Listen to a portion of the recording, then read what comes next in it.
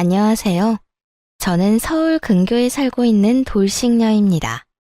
오늘 제가 소개해드릴 사연은 주야장천 시댁 돈을 빼먹는 동서와 돈은 동서에게 다 주고 받아가기는 저희 부부에게 받아가려고 했던 시모에게 시원한 사이다 복수를 선물했는데요. 물론 남편 놈도 두 인간과 별반 다르지 않아 이혼을 해버렸고요.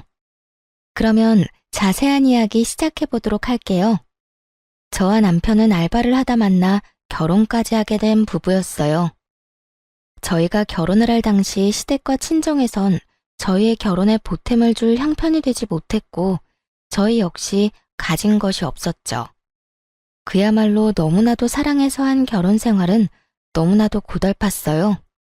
저희 부부는 힘을 합쳐 아끼고 또 아끼며 열심히 잘 살아냈고 그렇게 10년이 지난 지금은 저희 명의로 된 집과 함께 장사가 꽤 잘 되는 음식점을 운영 중이었어요.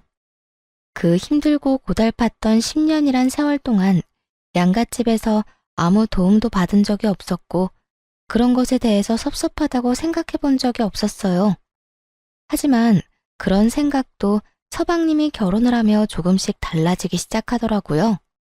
서방님과 결혼을 한 여자, 즉 동서는 치과 의사였는데 결혼 전에도 그랬지만 결혼을 하고 나니 더욱 본격적으로 시모에게 알랑방귀를 끼어대더라고요. 어머님, 저 왔어요. 그래, 우리 둘째 아가 왔니? 바쁜데 어떻게 이렇게 일찍 왔어? 오늘 어머님 댁 모이는 날이라 진료 빨리 끝냈어요.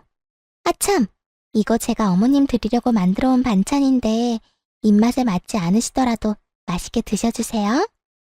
어머나, 그렇지 않아도 환자 때문에 바쁜 애가 언제 이런 걸 또 만들었대? 고맙다 고마워. 잘 먹으마. 누가 보아도 반찬집에서 산 반찬을 통에 담아온 것인데 시모는 큰 감동을 한 사람처럼 동서의 손까지 잡으며 고맙다고 하더라고요. 제가 이때껏 제가 반찬을 해드릴 때는 단 한 번도 고맙다는 말을 들어본 적도 없을 뿐더러 그날 역시 제가 만든 반찬으로 냉장고가 가득 차 있었는데도 불구하고 시모는 이런 대접은 처음이라는 듯 동서의 행동에 고마워하더군요. 그것을 시작으로 동서는 시모에게 온갖 방법으로 잘 보이려고 했고 그런 동서에게 푹 빠져버린 시모는 오로지 동서만을 위한 시어머니가 되어버렸죠. 시모는 동서가 어떻게 행동하든 말든 동서에게 푹 빠져 위계질서란 다 무시하고 저만을 부려먹기 일쑤였거든요. 심지어 제가 가게 일을 하다가도 불려가는 일이 생겨나기 시작했어요. 첫째야, 바쁘니? 점심 장사는 다 끝났지 않아? 네, 이제 슬슬 손님들 빠지는 시간이긴 해요. 이제 손님 빠지면 뒷정리하려고 준비하고 있어요. 왜 그러세요?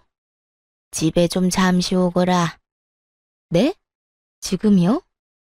그래, 지금. 지금 좀 와서 나 점심 좀 차려주려무나. 내가 아침부터 몸이 영 좋지 않아서 아직 한 끼도 제대로 못 먹었어. 아까 둘째랑도 통화했는데 내 목소리가 좋지 않다면서 조금 있다가 집에 온다고 했으니 너도 좀 와서 우리 먹을 것 좀 차려줘. 온 김에 둘째 얼굴도 보고 겸사겸사 얼마나 좋니? 겸사겸사 누구에게 좋은지 모르겠지만 시모는 무슨 일만 생기면 겸사겸사 다 좋다며 저를 시댁으로 불러댔고 저는 하는 수 없이 시댁에 가곤 했죠. 다른 것도 아니라 매번 몸이 아프다는데 안 간다고 딱 자르기도 곤란하기도 했으니까요. 다정한 시모는 아니었지만 그렇다고 해서 이런 식으로 일하는 사람을 왔다 갔다 하게 만드는 사람은 아니었는데 동서와 가까워진 시모는 저를 거의 종부리듯 부려먹기 시작하더라고요. 사실 남편은 저희가 힘든 시절에도 효자이기로는 둘째가라면 서러운 사람이었거든요. 그렇기에 이런 시모의 행동에도 아무 말이 없었고 저 역시 남편에게 말해봤자 입 아플 것이 뻔해 굳이 왈가왈부하지 않았었는데요. 하지만 이렇게 잘 참아내던 저도 폭발하고야 마는 일이 일어났어요. 그날은 시모의 생신이었어요. 급하게 수술 스케줄이 잡혔다는 동서는 상차림 준비에 쏙 빠져버리고 혼자 독박으로 생신상을 준비하고 있었어요. 동서가 시집 오기 전부터 혼자 하던 일이라 별 생각 없이 평소 하던 대로 음식을 준비하고 있었죠. 그렇게 하나둘씩 마무리하고 있었고 마지막으로 튀김을 하려는데 식용유가 뚝 떨어졌더라고요.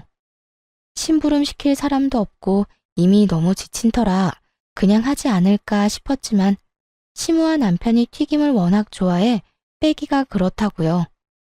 하는 수 없이 전 식용유를 사러 잠시 나가게 되었고 식용유를 사고 집으로 돌아오는 길에 아파트 앞에 주차된 차에서 내리는 동서를 보게 되었어요. 동서는 누군가와 통화 중이었는데 그 내용이 정말 헛웃음이 나게 가관이더라고요.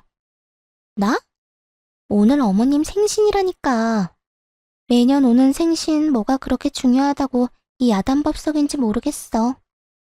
형님은 꼼짝없이 지금 음식 준비하고 있을 거고 난 수술 있다고 거짓말하고 지금 왔어. 오늘 오전 진료만 있는 날인데 누가 알기나 하겠어? 하여튼 그냥 밖에서 간단하게 밥이나 먹고 헤어지면 되지. 이게 무슨 사서고생인가 몰라.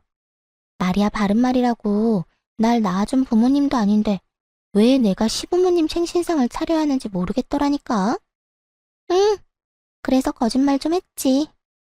우리 형님? 우리 형님은 그런 잔머리도 없어. 아마 지금쯤 혼이 빠지게 음식 준비하고 있을걸? 하여튼 난 이제 들어가 봐야겠다. 들어가면서 힘든 연기 좀 해야지 뭐. 나중에 내가 전화할게.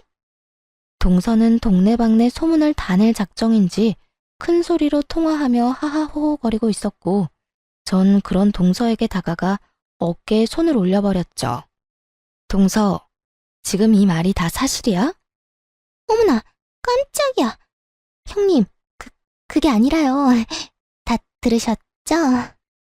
동서는 깜짝 놀라며 저를 귀신 보듯 쳐다보더라고요. 그러면서 말까지 더듬으며 어떤 변명을 해야 하나 누나를 굴리는데 더는 들을 필요도 없어 보이더라고요. 무시하고 집으로 들어가려고 하자 동서가 다급히 붙잡기 시작하더군요. 됐어. 동서 보니까 물어볼 필요도 들을 말도 없을 것 같네. 아직 해야 할 일 많아서 나 먼저 들어가 볼게. 아니, 형님, 잠시만요. 그게... 죄송해요. 형님만 독박으로 고생시킬 생각은 아니었는데 어쩌다 보니까 이렇게 됐어요. 그러니까 제발 어머님께 이야기하지 말아주세요. 형님도 어머님 성격 잘 아시잖아요. 이 사실 알면 아마 모르긴 몰라도 저는 인간 취급도 안 해주실 거라고요. 제발요.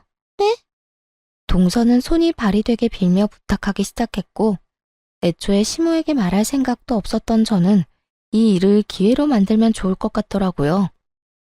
나도 잘 알지. 우리 어머님 보기보다 속도 엄청 좁으신데 한번 괴롭히기 시작하면 온갖 잡일은 다 시키시는 거. 동서 말대로 동서가 방금 한 말 그대로 어머님께 말하면 동서는 앞으로 결혼 생활이 고달파질 거야. 그러니까요, 형님. 같은 며느리끼리 돕고 살아요. 앞으로 제가 정말 잘할게요. 그래? 잘하겠다고? 그래, 그러면 앞으로 동서가 얼마나 잘하는지 한번 지켜보고 어떻게 할지 결정할게. 앞으로 잘 부탁해, 동서. 그날 동서는 제 입이 무섭긴 무서웠는지 남은 음식부터 시작해서 뒷정리까지 혼자 다 하더라고요. 도우려는 저를 한사코 말리면서까지 말이죠. 그렇게 한동안 동서는 제 비위를 맞추는가 싶더니 얼마 지나지 않아 다시 본연의 모습으로 돌아갔고 다 지나간 일 이제 와서 다 밝혀봤자 뭐하나 싶어 저도 그냥 없는 일로 생각하며 넘어가게 되었습니다. 동서는 또다시 시모의 입안에 혀처럼 굴기 시작했고 그런 동서의 행동이 눈에 거슬린다 싶을 때쯤 동서에게 좋은 소식이 들려왔어요. 그건 바로 동서의 개원 소식이었죠. 동서는 페이닥터로 일을 하고 있었는데 갑작스럽게 개원을 하게 되었다며 들뜬 목소리로 개원 소식을 알려오더라고요. 서방님이 결혼할 때 시댁에서 보태준 것이 없던 걸로 알고 있던 터라 이번에도 당연하게 대출을 해서 개원을 한다 싶었는데 그게 아니었더라고요. 개원 자금의 출처를 알게 된 건 동서의 개원 축하 자리가 마련된 날이었어요.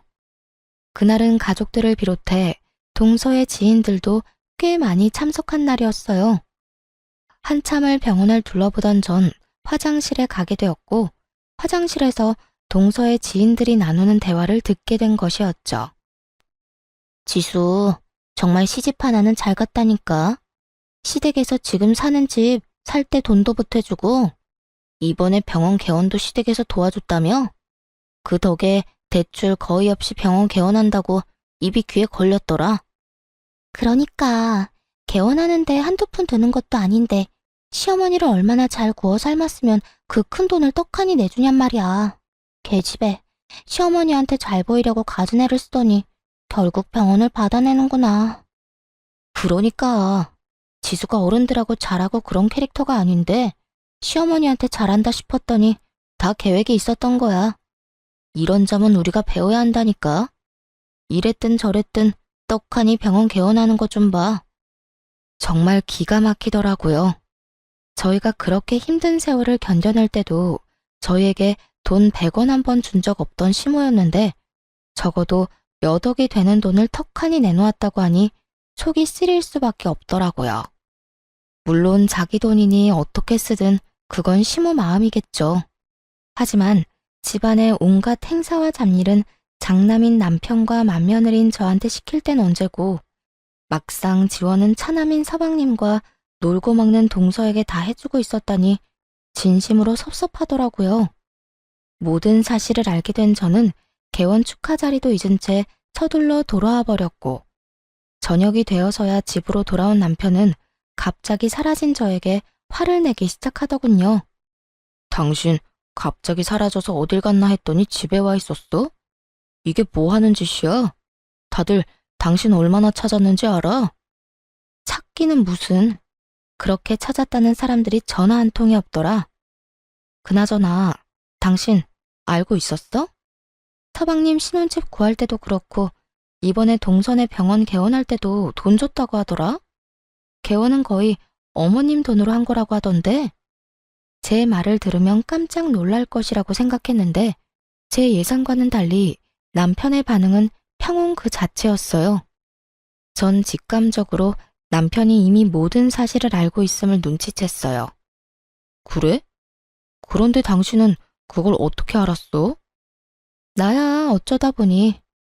그런데 당신 반응 보니까 당신도 알고 있었던 눈치다. 언제부터 알고 있었던 거야? 왜 나한텐 말 안 했어? 저의 닭달의 남편은 태연한 얼굴로 저를 쳐다보지도 않고 이렇게 말을 하더군요. 중요한 문제도 아니고 해서 말한다는 걸 잊었어. 굳이 말할 필요도 없는 문제라고 생각했고. 남편의 말을 듣는데 섭섭함이 가득 차오르더라고요. 저희가 가게를 열 당시 아무리 끌어다 모아도 돈이 조금 부족해 시모에게 조금만 도와달라며 부탁을 드린 적이 있었는데 단칼에 그런 돈은 절대 없다며 난색을 보이던 시모의 얼굴이 떠오르며 그 섭섭함은 곱절이 돼버렸어요. 이게 무슨 경우야? 당신은 안 섭섭해? 나만 섭섭한 거야? 시댁에서 일어나는 크고 작은 일은 나랑 당신이 다 하는데 돈은 서방님하고 동서가 다 받아간다고? 이 사실이 나만 섭섭한 거야? 당신은 기억도 안 나? 우리 가게 열 때 돈 몇백 없어서 어머님한테 빌려달라고 했는데 단칼에 거절당한 거.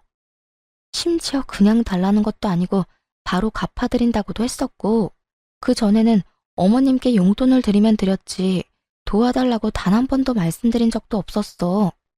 그런 우리한테는 고민도 없이 없다고 했던 분이 어머님이라고. 섭섭할 게 뭐가 있어. 엄마 돈을 엄마가 어디에 쓰든 그건 엄마 마음인데. 당신이야말로 지금 이상한 거 알아? 왜 이렇게 흥분을 한 거야? 당신 혹시 우리 집 돈이라도 노리고 이때껏 맏며느리 노릇한 거야? 왜 이렇게 흥분을 했냐고? 지나가는 사람 붙잡고 물어봐. 내가 흥분 안 하게 생겼나? 그리고 당신 집에 내가 노릴 만한 돈이 있는지도 난 몰랐다고. 난 그저 지금 내가 이렇게 섭섭한 마음에 공감하고 이해해달라는 것뿐이야. 그런데 당신은 그 쉬운 거 하나 못 해주고 그저 날 이상한 사람으로 몰아가잖아. 사람인지라 일은 일대로 하고 시집살이는 시집살이대로 당했는데 도움은 애먼 사람이 다 받았다고 생각하니 심사가 뒤틀리긴 하더라고요. 거기에다 저희가 정말 힘들어 몇백만 원이 필요할 땐 남일 보듯 나몰라라 하던 시모가 동서 내외한테는 집 마련하는 것도 도와주고 개원까지 해줬다니 피가 거꾸로 솟는 느낌이었죠. 그래서 예전에는 우릴 도와줄 그 큰 돈이 없었을 수도 있다며 애써 생각을 삼켰죠. 그리고 돈이 갑자기 하늘에서 뚝 떨어져 동선에는 도와줬을 수도 있다며 마음을 달랬지만 남편이 저런 식으로 나오는 건 어떤 식으로 달래봐도 달래지지가 않더라고요. 제가 막말로 시모에게 가서 돈을 받아오라는 것도 아니고 그저 이 속상함과 섭섭함을 공감해달라는 것뿐인데 시댁 일엔 그릇 하나 깨졌대도 큰일 났다며 난리를 부리는 사람이 정작 이런 일엔 제 감정 하나 공감해주지 못하니 정말 화가 다 나더라고요. 저는 여전히 씩씩거리며 남편에게 따져 물었고 남편은 여전히 그런 제가 전혀 이해되지 않는다는 듯 저를 그저 돈만 밝히는 속물로 몰아가더군요. 공감, 이해, 그런 게 뭐라고 이 난리를 부리는지 모르겠네. 당신은 아직 그런 감정이 중요해? 난 사는 게 워낙 힘들어서 그런 감정도 다 무뎌지고 없다 없어. 어찌 되었든 엄마가 우리한테 금전적으로 도움 달라고 하지 않는 것만 해도 다행이라고 생각하고 살아. 재수씨 개원해서 잘 되면 엄마한테도 잘할 거고 그러면 우리한테도 좋은 거 아니야? 다 좋은 게 좋은 거다 생각하란 말이야. 공감, 이해를 모른다는 사람이 시댁에 무슨 일만 일어나면 전쟁이라도 일어난 것처럼 그렇게 호들갑을 떨어? 당신 진짜 이중잣대 대박이다. 당신이랑 나랑 결혼 생활만 10년인데 난 당신이 이런 사람인 줄 오늘 처음 알았네? 남편은 제 말에 아무런 대꾸도 없이 하던 일을 해버렸고 전 10년 만에 처음으로 남편이 낯설게 느껴지며 거리감이라는 것이 생기더라고요.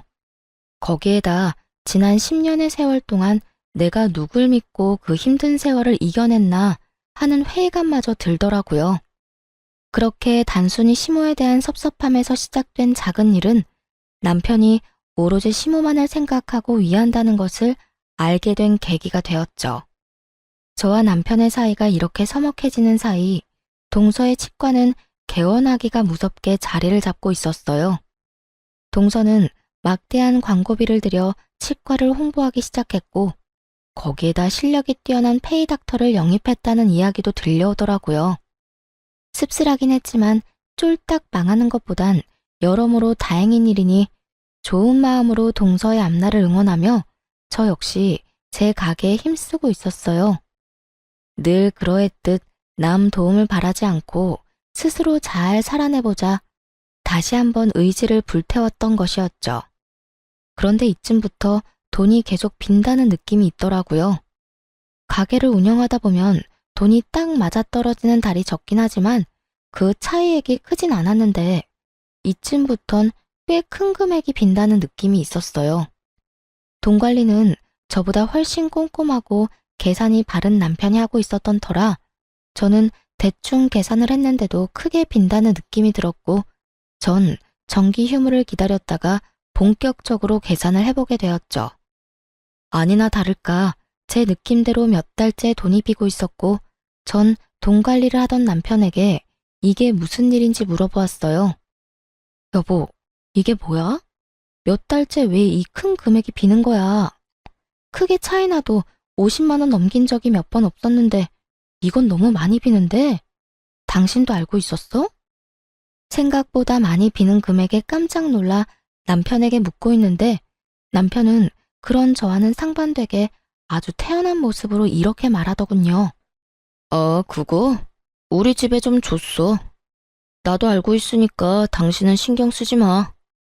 순간적으로 너무 어이가 없어 말도 나오지 않더라고요. 남편 혼자 번 돈도 아니고 함께 발바닥에 땀이 나게 노력해서 번 돈을 저에게 한마디 상의도 없이 그것도 몇 달째 주고 있다니요. 심지어 남편의 말투로 미루어 볼 때 단발적으로 끝내는 것이 아닌 앞으로 계속 이 큰 금액을 주겠다는 말로 들리더군요. 뭐? 어머님을 드렸다고? 왜? 아니, 이유 불문하고 이런 일은 나한테 상의는 했어야지.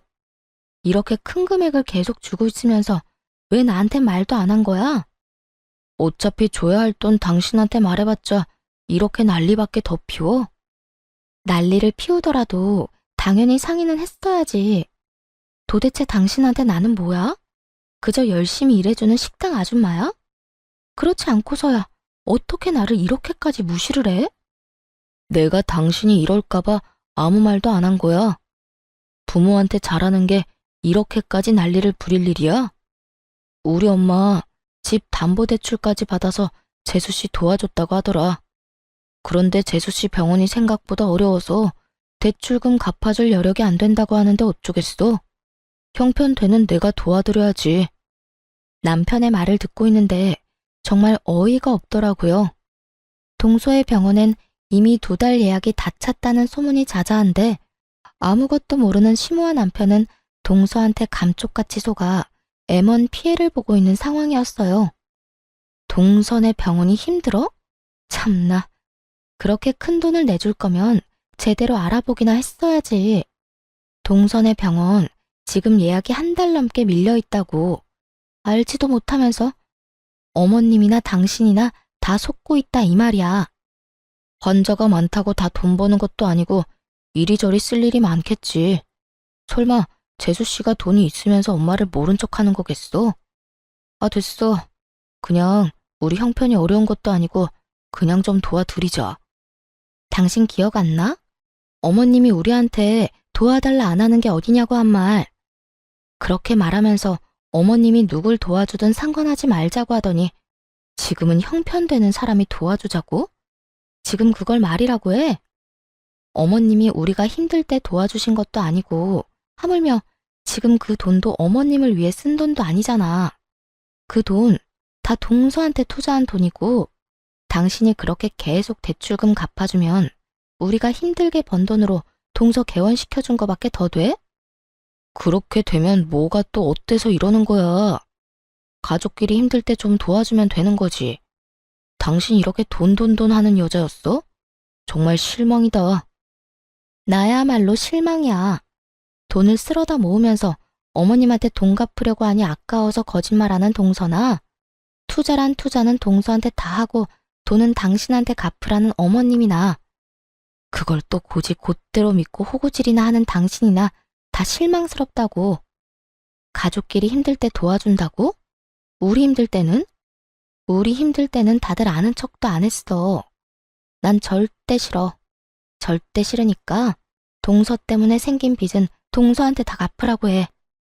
남편은 여전히 제 말은 귓등으로도 듣지 않는 듯했고 전 도무지 안 되겠다는 생각에 다음날 바로 동선의 병원으로 찾아갔어요. 병원에 환자들로 넘쳐나고 있었는데 진료 중인 동서를 기다리다 보니 점심시간이 되어 동서와 이야기를 나눌 수 있었어요. 형님, 여기까지 무슨 일이세요? 그리고 이왕 올 거면 좀 제대로 차려입고 오시지. 여기 일하는 간호사들이 보고 뭐라고 하겠어요?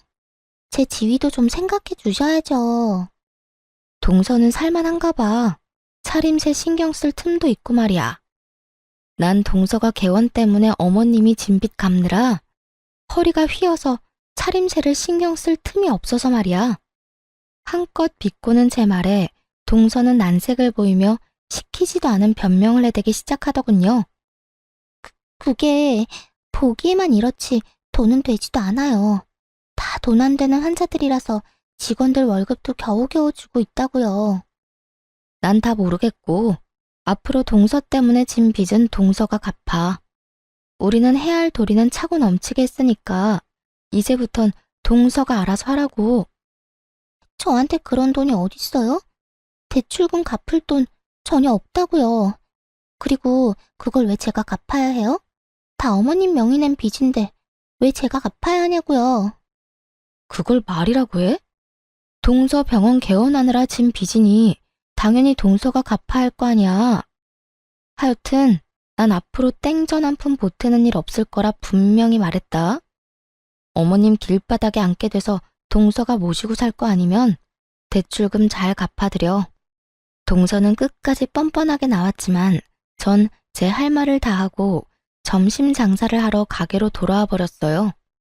동서에게 이야기를 전해들은 시모가 가게로 찾아왔더라고요. 아직 점심 장사가 끝나지 않은 터라 가게 안에 손님이 꽤 많았는데도 불구하고 시모는 언성을 높이며 저에게 득달같이 화를 내기 시작하더라고요. 네가 뭔데 그 귀한 병원에 가서 그 난리를 부려댄 게야? 네가 감히 거기에 가도 된다고 생각했다는 것 자체만으로도 넌 생각이 글러먹었다. 그리고 내 아들이 번 돈으로 다른 사람도 아닌 날 돕겠다는데 네가 무슨 상관이야? 네가 뭔데 된다 안 된다 말을 해대고 다니냔 말이야? 시모는 난동에 가까울 정도로 화를 내고 있었고 그런 상황이 되자 더는 물러서선 안 되겠다는 생각이 들더군요. 어머님, 말이야 바른 말이라고 그게 왜 아들 돈만 되나요? 지금 여기서 제가 일하는 건 보이지도 않으세요? 남편이 어머님 준 돈, 그거 남편 혼자 번 돈 아니고 지금 보고 있다시피 저도 밤낮 없이 피땀 흘려 번 돈이라고요. 그러니까 그저 아들 돈이 아니라 부부의 돈이고 그 돈을 쓰려거든 제 허락도 필요하다 이 말이라고요. 뭐야? 그까짓 돈 얼마나 된다고?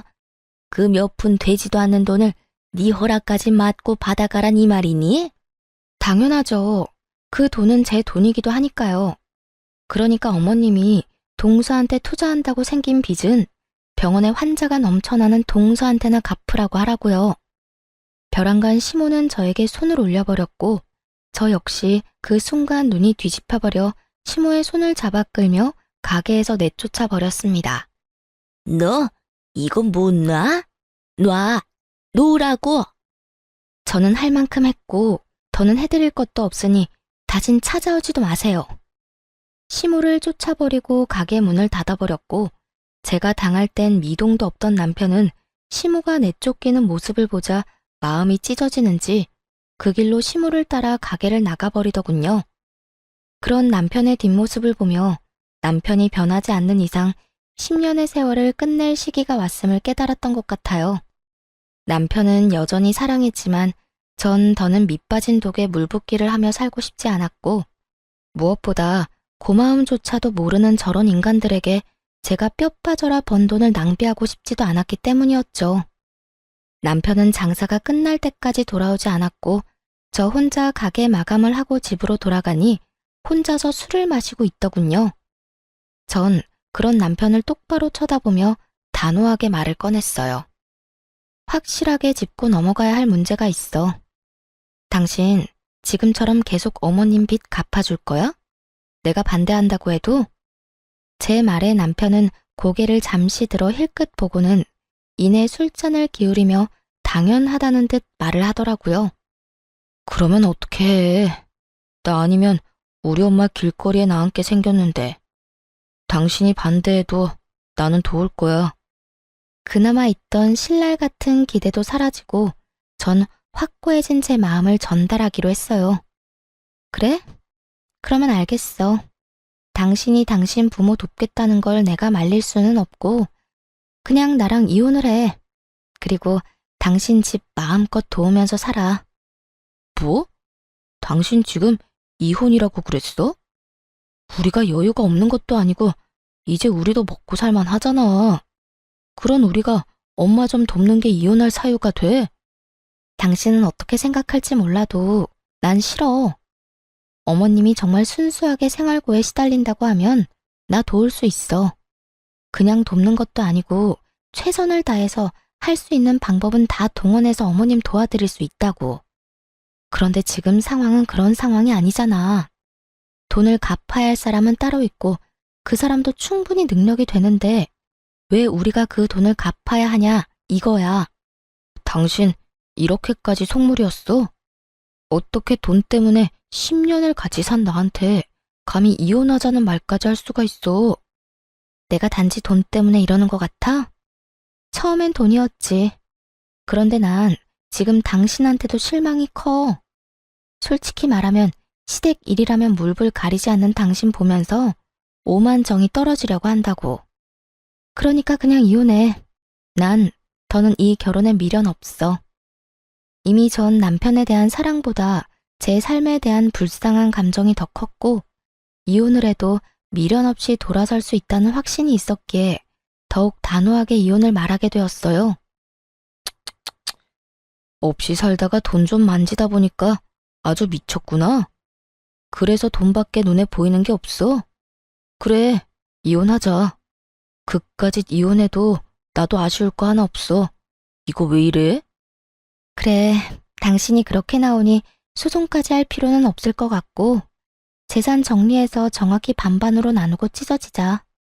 그래도 10년 산 정이 있는데 시끄럽고 구질구질하게 끝내지 말고 깔끔하게 끝내자고. 그래, 바라던 바야. 10년의 세월이 무색하리만큼 저와 남편은 이렇게 간단하게 이혼을 하게 되었고 가게를 비롯해 모든 재산은 정리해 정확히 반반으로 나누고 저흰 각자의 길을 가게 되었습니다. 이혼을 할 당시 전 남편은 저에게 본인이 전 시댁의 식구들한테 말할 테니 한동안은 아무 말도 말아달라는 마지막 부탁을 하더라고요. 전 굳이 그 사람들과 말을 섞고 싶지 않아 알겠다고 말했죠. 그렇게 모든 정리를 하고 새 출발을 시작했죠. 마음이 아프지 않았다고 하면 거짓말일 테고 마음이 아프기도 했고 제 예상보다 많이 미련이 남은 것도 사실이었어요. 하지만 미련 때문에 전 남편과 계속 부부관계를 유지하기엔 다른 사람 좋은 일만 시킬 앞날이 뻔했고 무엇보다 시댁을 향한 전 남편의 무조건적인 태도에 질릴 대로 질렸거든요. 마음 굳건히 먹고 제 앞날만을 보며 살기 시작했어요. 이혼을 하고 난 후 저는 다른 동네에서 새 가게를 차리게 되었고 레시피는 제 머릿속에 다 있었던 터라 점점 파리만 날린다는 전 남편의 가게와는 달리 제 가게는 소문에 소문을 타고 점점 더 장사가 잘 되어가고 있었죠.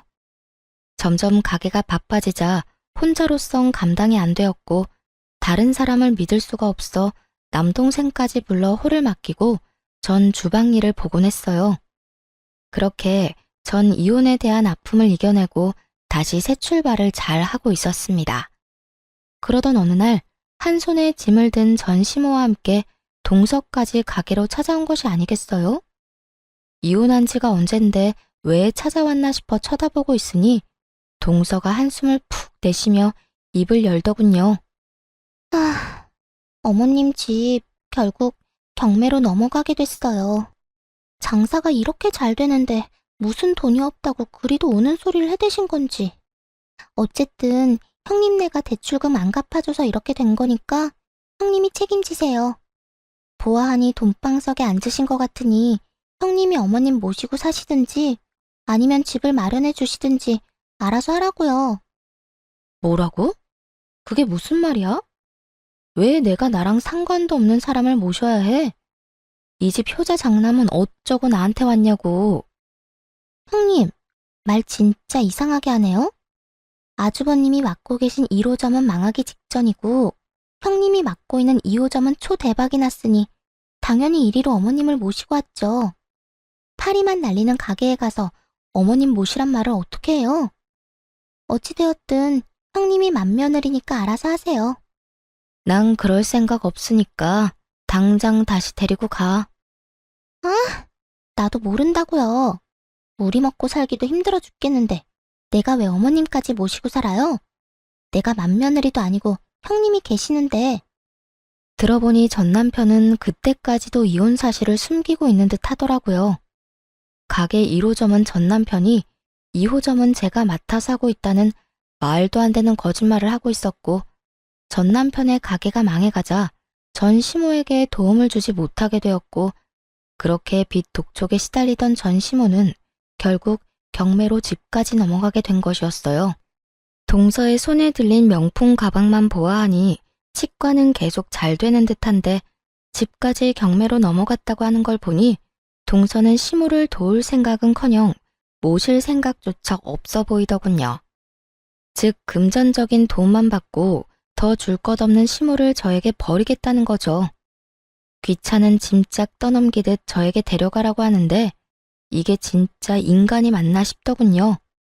심지어 제가 대답도 하기 전에 먼저 가게를 박차고 나가버렸어요.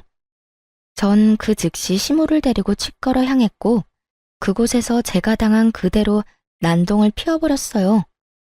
동서는 붉어진 얼굴로 득달같이 따지기 시작하더군요. 이게 뭐 하는 짓이에요? 여기 병원이라고요. 당장 나가지 못해요? 왜? 네가 우리 가게 와서 난동 부리는 건 되고 내가 네 병원 와서 이러는 건 안 돼? 무슨 이런 이중적인 잣대가 다 있어? 당연한 거 아니에요? 병원이랑 식당이랑 같은 줄 알아요. 당장 나가라고요. 그리고 어머님은 또 왜 모시고 온 거예요? 당장 어머님 데리고 나가라고요.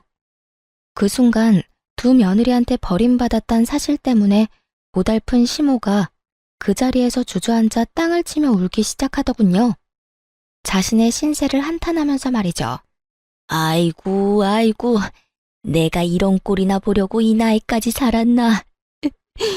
이렇게 살아 뭐해. 그냥 확 접신물에 코 박고 영감이나 따라가야지. 곡소리가 커지면 커질수록 동서의 얼굴이 썩어가고 있었죠. 저는 손에 든 짐을 던져주며 말했죠. 수억 들인 이 병원이나 나한테 전부인 내 가게나 소중하긴 매한가지야. 그리고 너한테나 어머님이지 나한테는 아무것도 아니거든? 그게 무슨 말이에요? 나 이혼한 지 1년이 넘었어. 그런데 왜 내가 맏며느리고 왜 내가 이 아줌마를 모셔야 해? 이제 며느리는 너 하나뿐이고 보아하니 환자도 여전히 많아 돈방석은 네가 앉았을 것 같은데 네가 모셔. 제 말에 전 시모와 동서는 너무 놀라 입도 다물지 못한 채 가만히 있었고 전 병원 가득 앉아있는 환자들을 향해 이렇게 외쳐줬어요. 이 병원도 애초에 여기 있는 네 시어머니 돈으로 개원해놓고 이렇게 환자도 많으면서 돈 없다고 빡빡 우겨대면서 대출금을 안 갚아줘서 집까지 날려먹게 만든 게 말이나 된다고 생각해? 그렇지 않나요, 여러분? 세상에 이렇게 파렴치한 사람이 허울 좋은 치과 의사라고 하니 저도 참 기가 다 차네요. 제 말에 순서를 기다리던 환자들이 일제히 수근거리기 시작했고 동연배의 어르신들은 동서에게 손가락질까지 하며 욕을 하시더군요. 실시간으로 일그러진 얼굴이 참 볼만하더라고요. 당장 그만하고 나가? 조용하고 그냥 나가라고. 그렇지 않아도 가려고 했어. 이거 왜 이래? 나도 바쁜 몸이라고. 내가 혹시나 해서 미리 경고하는데 다시 한번 내 가게로 찾아와서 그런 말도 안 되는 짓거리 또 하면 그땐 나 경찰 부를 거니까 그런 줄 알아. 농담 아니고 진담이니까 잘 새겨 들으라고. 찾아오라고 해도 안 갈 테니 제발 이제 좀 가라고요. 제발 이렇게 부탁할게요. 이거 놔. 간다고 했잖아. 어쨌든 네 어머님은 네가 알아서 하고 앞으로 살면서 마주치지도 말자. 내 말 잘 기억하고 네가 한 말을 지켜. 알겠어? 그렇게 전 가게로 돌아와 버렸고 이젠 정말 끝일 거라 생각했는데 이번엔 다름 아닌 전 남편에게서 연락이 왔더라고요. 여보, 잘 지내? 여보는 무슨? 우리 이혼한 사이인 거 잊었어? 무슨 일로 전화를 다 했어? 그게 당신도 들었나 모르겠는데 내 동생도 결국 이혼했어. 알고 보니 당신 말대로 재수씨가 아주 못쓸 인간이었더라고. 돈은 돈대로 벌고 있으면서 엄마한테 돈 갚기가 싫어서 없는 척하면서 우리 엄마 집까지 경매로 넘어가게 했던 거였어. 그것도 모자라서 당신한테 찾아가기까지 했다면서. 내가 그 이야기 듣고 당신 목까지 그 여자한테 뭐라고 했어. 물론 내 동생도 한 소리 했고 말이야. 도저히 그런 여자랑 살 수 없다면서 이혼도 했고 병원 개원할 때 도와준 돈도 재판까지 해서 다 받아내게 됐어. 잘 됐지? 묻지도 않은 말을 한참을 떠들어대던 전 남편은 제가 별다른 반응이 없자 하소연을 하기 시작하더라고요. 자랑이나 하려고 전화했어? 아니, 그런 건 아니고. 사실 나 요즘 많이 힘들어. 가게도 내 마음처럼 돌아가지도 않고 집에 가도 마음 터놓고 이야기 나눌 수 있는 사람도 없고 말이야. 가게에 파리만 날려서 마음이 힘든 것보다 외롭고 공허한 마음에서 오는 심적인 스트레스가 너무 심한 것 같아. 정말 눈물 없인 들을 수 없는 하소연이더군요. 그러게 있을 때 잘하지. 왜 이제 와서 이런 우는 소리를 해대나 이해가 되지 않았어요. 그래서 하고 싶은 말이 뭔데? 당신답지 않게 빙빙 돌리지 말고 용건이나 빨리 하고 전화 끊어. 그게 그래서 하는 말인데 우리 다시 합치면 안 될까? 나 아무래도 당신 없이 사는 건 너무 힘들 것 같아. 당신이 있었기에 이 정도로 살았던 건데 그걸 너무 늦게야 깨달았어. 넌 당신이 뒤에서 밀어주고 앞에서 끌어줘야 하는 사람인데 당신이 그렇게 가버리고 나니까 나란 인간은 아무것도 할 수가 없더라. 내가 그땐 정말 미안했어. 당신이 틀린 말하는 사람도 아닌데 내가 너무 감정적으로 당신을 대했던 것 같아. 만약 당신이 한 번만 더 기회를 준다면 남은 삶은 당신만을 위해서 살게, 응?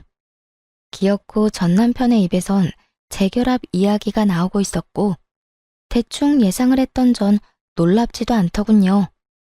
그저 이렇게까지 뻔뻔한 인간이었다는 사실이 조금 놀라울 뿐이었죠. 당신이 후회한다고 돌아오라고 하면 내가 10년 세월을 생각해서 다시 돌아갈 거라고 생각했어? 난 당신한테 이혼하자고 하는 순간부터 내 인생에서 당신을 지웠어. 내가 만약 당신한테 조금이라도 미련이 있었다면 동서가 당신 엄마 데리고 우리 가게로 왔을 때 그런 식으로 당신 엄마를 동서 병원에 다시 데려다 놨을까? 당신은 그때도 날 몰랐지만 여전히 날 잘 모른다. 이런 남자인 줄도 모르고 10년 세월을 그 갖은 고생이란 고생은 다 하고 산 내가 바보 멍청인 거지. 여보, 내가 다 미안해. 앞으로는 나보다 당신을 더 생각하면서 살게. 엄마 돕는 것도 당신이 싫다고 하면 절대 안 할 거고, 당신이 돈 관리도 다 해도 좋아. 난 당신이 주는 돈만 쓰면서 살아도 좋다고. 그러니까 제발 나 좀 받아줘. 잘 들어. 난 당신 같은 인간이랑 다시 부부로 살고 싶은 생각이 전혀 없어. 재결합할 생각은 전혀 없다. 이 말이야. 그러니까 재결합하자는 그딴 개소리는 제발 꺼내지도 마. 당장 재결합할 결심이 서지 않으면 그냥 곁에 두고 지켜봐 주는 것부터 시작하면 안 돼. 살림을 합치자는 게 아니라 그냥 날 직원으로라도 써줘. 들어보니 당신 가게 엄청나게 바쁘다고 하던데 일손 부족할 거 아니야. 그렇게 곁에 두고 지켜보면 내가 많이 변했다는 걸 당신도 알 수 있을 거야. 도대체 내 말을 어디로 듣고 있는 거야? 글쎄, 난 당신 같은 인간이랑 뭘 더 하고 싶지 않다니까. 그 말에는 당신이랑 재결합하기 싫다는 건 물론이고 당신 얼굴은 보고 싶지도 않다는 말도 포함되어 있어. 난 당신이 이렇게까지 사연팔이를 하는 이 순간에도 당신한테 일말의 감정도 느껴지지 않고 동정심조차 생기지 않아. 그러니까 나한테 이렇게 구질구질하게 굴지 말고 당신 살 길은 당신이 알아서 찾아. 우리가 이혼했다는 사실을 잊지 말란 말이야. 그리고 마지막으로 하는 부탁인데 나한테 2번 다신 연락하지 마. 알겠어? 여보, 여보, 여보. 다급하게 저를 불러댔지만 전 그대로 전화를 끊어버렸고 그 다음날 바로 번호를 바꿔버렸어요. 그 후 들리는 소문엔 이혼한 동서는 환자 많은 병원만 믿고 대출을 내서 전 시모에게 돈을 돌려줬는데 계획대로 된 일은 하나도 없었다고 하더군요. 동네 치과 특성상 주로 60대 이상이 자주 가는 치과였는데 이미 동서의 만행에 대한 소문이 퍼질 대로 퍼져 폐륜녀가 하는 병원이란 딱지가 앉아버렸고 그렇게 예약 잡기가 힘들던 치과는 줄줄이 예약 취소는 물론이고 신규 환자의 발길도 끊겨버린 지 오래라고 하더군요. 아마 병원 문 닫는 것도 시간 문제이지 않을까 싶었어요. 전 남편 역시 상황은 좋지 않은 듯 했어요. 저와 같이 장사했던 가게는 이미 망해 문을 닫게 되었고 그나마 전 시모가 돌려받은 돈을 잘 지켰다면 먹고 살만은 했을 텐데 전 남편은 겨우 돌려받은 그 돈으로 저처럼 새로운 가게에 다시 도전했다 하더군요. 전처도 했는데 자긴 못할까 싶었겠죠.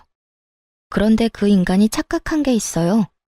예전에 함께 장사했던 가게는 돈 관리만 자신이 했을 뿐 음식 레시피 개발부터 식자재 관리, 손님 응대, 그 모든 걸 제가 도맡아 했거든요. 대충 제 옆에서 눈동냥 한 걸로 또 장사가 대박이 날 줄 알았던 거죠. 자영업이 그렇게 쉬우면 누가 안 하려고 하겠어요? 그쵸? 아무런 노력도 없이 도전한 가게는 2달 만에 망했고 돈을 날리는 건 역시 시간 문제였죠. 그러게 진작 제 말을 좀 잘 듣고 저와 잘 살았다면 저런 식으로 깡통 차는 일은 없었을 텐데 라고 생각했네요. 그 후 전 여전히 가게를 운영하며 잘 지내고 있습니다. 어느 회사에서 저희 식당 메뉴 중 가장 인기 있는 메뉴로 밀키트를 만들어 보는 것이 어떠냐는 제안을 받게 되어 여러 시도들을 해보느라 바쁜 날들을 보내고 있네요. 가게는 어느새 2호점까지 생기게 되었고 2호점은 남동생이 맡아 하고 있어요. 동생이 얼마나 열심히 하는지 어떤 날은 1호점 하루 매출을 넘기는 날도 있다니까요. 제 동생이지만 정말 대단하지 않나요?